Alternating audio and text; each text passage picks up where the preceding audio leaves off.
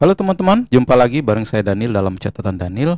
Dan terima kasih kepada teman-teman yang udah klik video ini. Dalam channel ini kita membahas tentang keuangan, investasi maupun segmen pengembangan diri. Oke, teman-teman, dalam video kali ini kita akan membahas tentang saham yang naik cukup tajam di penutupan tanggal 20 Juni kemarin, yaitu saham Arci, saham yang bergerak dalam produsen emas, khususnya emas batangan. Jadi teman-teman, kalau kita perhatikan bahwa saham Arci ini ya sempat lama tenggelam hingga dirumorkan bakal dilakukan divestasi oleh Peter Sondag, yang pada akhirnya berita ini kembali menggaung gitu ya teman-teman ya.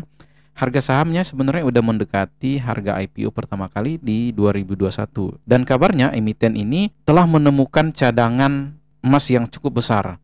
Lalu apakah prospek saham Arci ini akan kembali cerah? Nah, bagaimana pembahasan selengkapnya? Kita simak bersama setelah pesan-pesan berikut.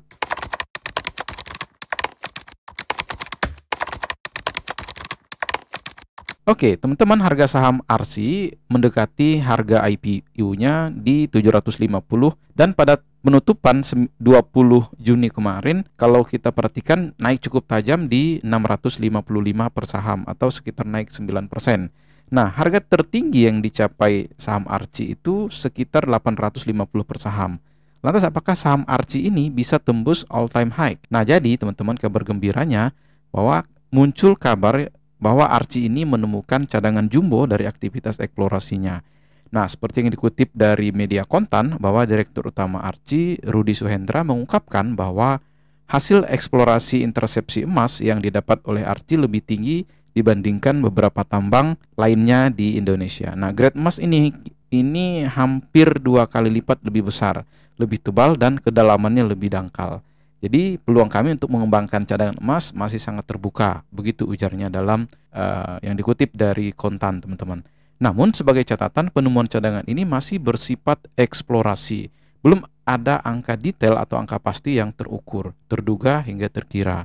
Nah, jadi cerita Arci terkait pemilikan cadangan emas terbesar ini hingga di ASEAN menjadi salah satu yang diangkat oleh perseroan menjelang IPO pada 2021 lalu. Nah, jadi salah satu yang mengangkat story tersebut adalah Kompas.com dengan judul berita menengok tambang emas Arci di Manado, salah satu yang terbesar di Asia Tenggara.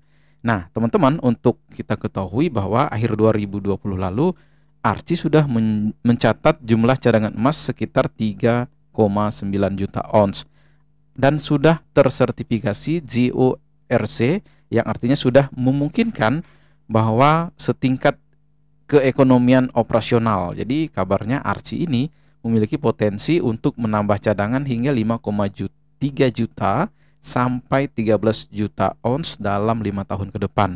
Artinya dari 2021 sampai 2026.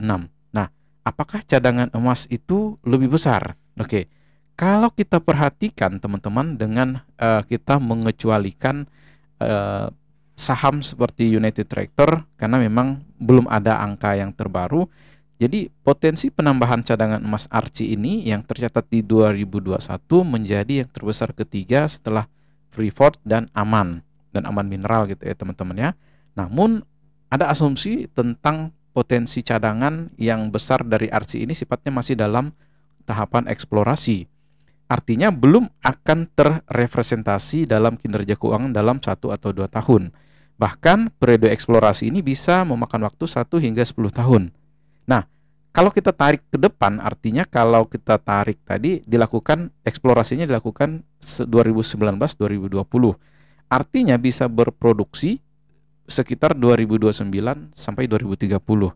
Nah, ini pun masih sifatnya estimasi, jadi masih hitungan kasar, yang kemungkinan bisa sesuai kondisi atau juga bisa berbeda. Jadi teman-teman, gimana selanjutnya? Oke, kita coba bahas tentang momentum Arci ya teman-teman ya. Yang pertama, kalau kita perhatikan, momentum Arci ini bukan dari potensi cadangan yang ditemukan atau yang muncul di berita saat ini, baik itu karena itu sifatnya jangka panjang, melainkan dari potensi pemulihan kinerja di 2025 ini, bahwa 1 kuartal pertama pendapatan Arci itu naik sebesar 59% menjadi 90,77 juta US dollar. Nah, dengan posisi bottom line dari diciptakan RC tentu saja mencatatkan laba bersih 10,28 juta US dollar. Nah, kinerja kuartal pertama ini bisa dibilang menjadi yang tertinggi sejak 2020. Atau kalau kita perhatikan teman-teman ya, satu kuartal 2025 ini sudah setara dengan 4 kuartal di 2024 lalu. Nah, artinya potensinya memang cukup bagus karena emas juga lagi tinggi gitu ya. Nah, tapi mari kita lihat beberapa faktor yang menjadi pendorong kinerja RC. Yang pertama, adanya kenaikan pendapatan dari aktivitas eksplorasi dan penambangan emas. Jadi dengan pertumbuhan sebesar 19% menjadi 57,4 juta US dollar. Namun kalau kita perkirakan kenaikan pendapatan tambang ini tergolong dari ASP gitu ya, atau harga jual rata-rata yang sekitar naiknya itu 17%. Kemudian yang kedua, adanya kenaikan pendapatan dari aktivitas pemurnian yang naik cukup signifikan 267% menjadi 33,36 juta US dollar.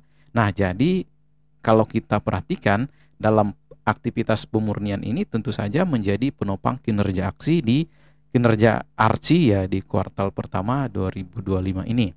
Nah, meskipun kalau kita perhatikan bahwa RC ini memang berpeluang mencatatkan kenaikan produksi di 2025. Ya, kita tahu ya sempat rusak yaitu pit Araren karena terkena longsor dan banjir di 2024 dan 2025 ini dikabarkan akan berproduksi lagi. Nah, dengan adanya normalisasi pit Araren ini, maka produksi emas RC serta posisi harga jual yang rata-rata mengalami kenaikan berpotensi mencatatkan kinerja yang lebih solid di 2025. Dan manajemen memperkirakan produksi bisa tumbuh sekitar 25% pada 2025 ini. Nah, sebenarnya apa yang bisa kita pelajari, teman-teman? Jadi gini ya, untuk RC sendiri yang dimiliki oleh Peter Sondag atau dalam hal ini grup Raja Wali memang sempat dikabarkan bakal dilakukan divestasi pada 2023 yang lalu. Nama United Tractor memang digadang-gadang menjadi calon pembeli meskipun memang ini sudah dibantah oleh United Tractor. Kemudian perkembangan rencana divestasi RC ini pun berkembang lagi sampai sekarang. Namun di sisi lain, ada satu investor RC di atas 5% yang sudah membeli sejak 2021, yakni Basis Investment, atau dalam hal ini PT Basis Utama Prima. Namun jika dilihat dari Basis Utama Prima masuk di RC ini memang mengambil bagian dari saham publik. Jadi saat IPO, saham RC itu dilempar ke publik 15%, tapi kini yang tersisa hanya sekitar 8,8%. Sementara itu Basis Utama sudah memegang sekitar 6,17%. Nah, perlu diketahui bahwa Basis Utama ini memiliki kendaraan investasi atau adalah kendaraan investasi milik Happy Hapsoro.